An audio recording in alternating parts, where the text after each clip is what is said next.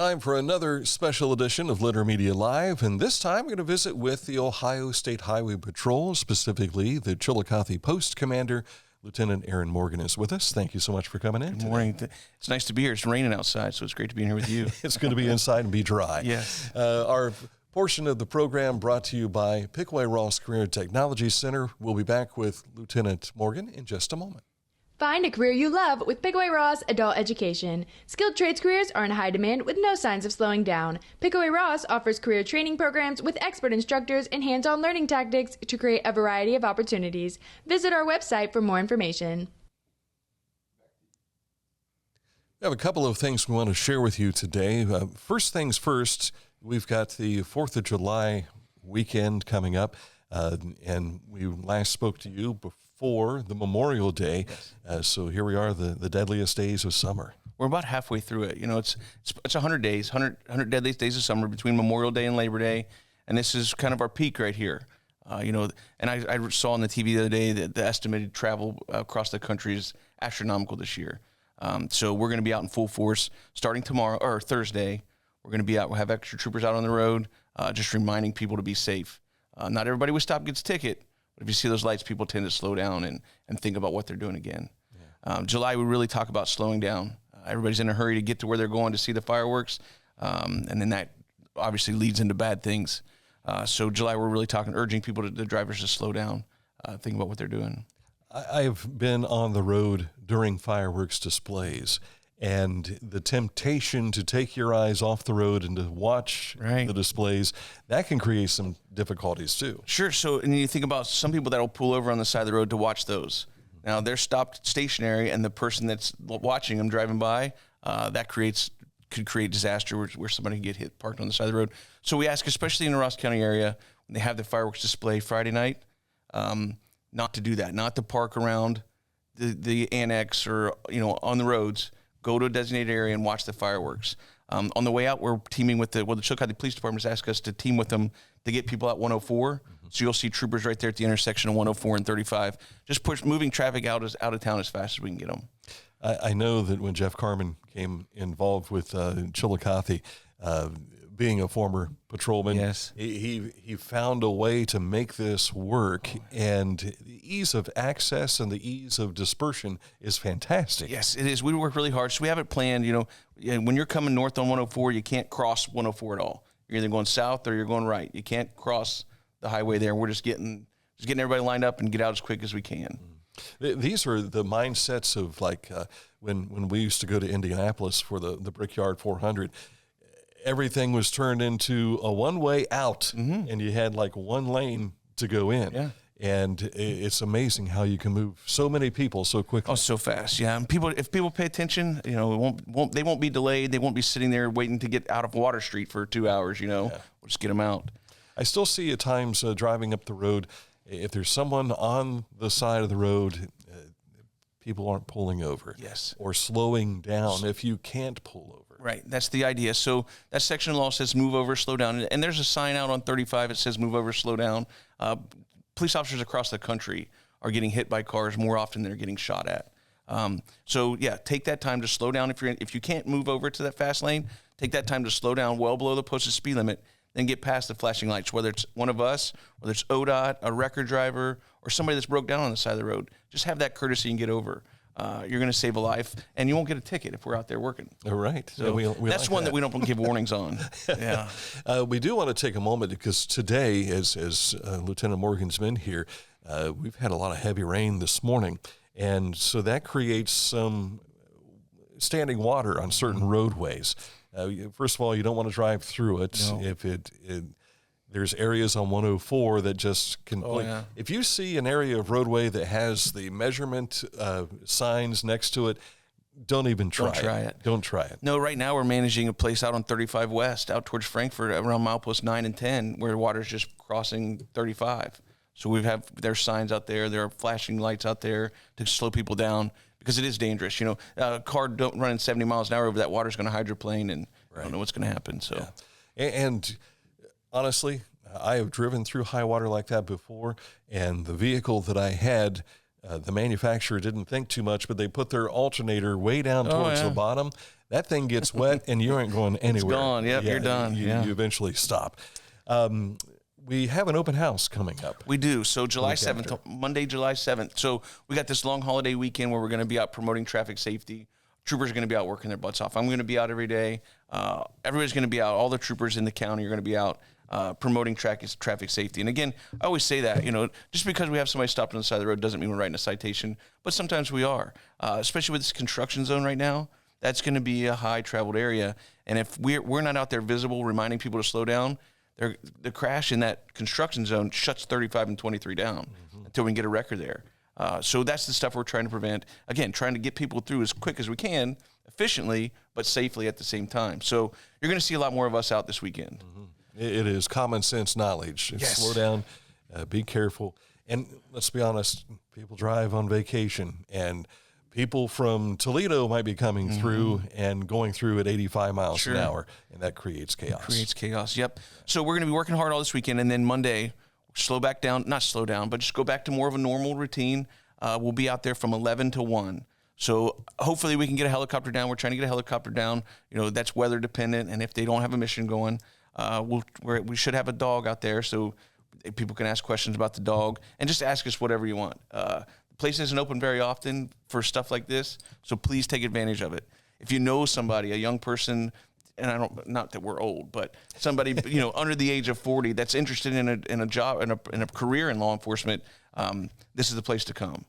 You have a lot of former military that they're prepared, almost it seems, to jump right into a position like this. They are. We have one young man that's getting ready to be cut loose on his own right now. So I've got 2 new troopers out there, 3 total, but 2 new that are going to be on the road on their own, and the third one's also in the military. So 2 of the 3 have been in the military. They came back to Ross County, and they're serving the community here. So yes, the military background is something that we welcome with open arms. Yeah. The discipline and they understand how to take orders, and they understand how to talk to people, and it really does help. But you don't need to be in the military to be a trooper. That doesn't need to be in your background. College graduates, anybody. I mean, anybody with a high school diploma that has the passion that we do, come see us. We'll get you in. I know there's a push for recruitment for troopers, but do you have a recruitment for like dispatchers and other Absolutely. positions? So we have positions as cadet interns. That's somebody that's going to not be 21 for a while, or cadet candidate. They won't be 21 for a while. So they could come in and learn our system, learn how to dispatch. They would get to ride some, and then they would get paid once they become an employee as a cadet intern or cadet candidate. I keep saying intern. Cadet candidate. They would get paid. I think they start at $19 an hour to come out and learn how to be a dispatcher, learn what troopers do on a daily basis, learn what the specialty positions, the dog handlers, the commercial guys that do the semis, learn what everybody does, and then by the time they get to the academy, they'll understand our expectations.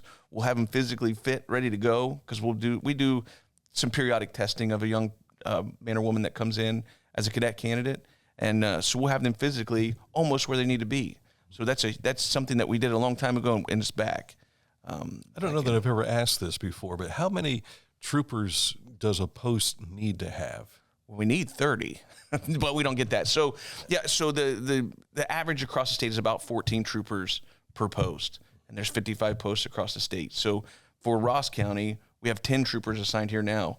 We'll be up to 13 here soon, but we have 10 working the road right now. Yeah, you mentioned 55 posts, so that means 33 counties don't have a post. Yeah, so like there are some posts like Jackson County. I was the post commander at Jackson County. We covered Jackson and Benton County. The troopers and sergeants and me from that post, we were able to go up and handle Benton County stuff. Scioto County handles Pike County now, where it used to be, when I was a road trooper here, we handled Pike and Ross County. Mm-hmm. Yeah. So yeah, we do have split posts. Yeah, I like the fact, and we've had, I can't remember what his rank is, Kaplinger up in lieutenant. He's Shad, a lieutenant. Yeah. Okay, Shad is a lieutenant as well. But we've got 2 Cavaliers, back-to-back counties here. We like that, and we talk quite often. Just we end every conversation with "Go Cavs." But we work together a lot. Him and I, he graduated a year before I did in high school, so known each other for a long time. Will your open house be exclusive to Chillicothe, or is this a statewide? So they are doing it statewide. We are doing it statewide. I don't have the dates of the other posts within District 9. I don't know when Circleville's is. They may have had theirs already. I just don't remember the dates on those. Okay. But this is a 2-hour opportunity for you to go check out the post and visit with the people who make it work. I mean, with social media, we have QR codes. I can sign you up right now to get you in the process. You can hold that up and there it is on our screen right now. Yes, I'm sorry. Even as we speak. Yeah, so you fill that QR code out. That'll hook you up with a recruiter. That'll get you started in the process. And if you don't hear back in a couple of days and you think something's wrong, call the post. Call that local post. Call me. Call our recruiters, Tawana Hutton. She's doing a great job for the whole district. Call if that QR code is going to work. I'm not saying that it's ever going to fail, but use that stuff because it gets you right in the path. Exactly. And I can't remember if it was Shaq Haplinger who was here or which one of the post commanders were here, but I mentioned there was that QR code on the back of the bumper.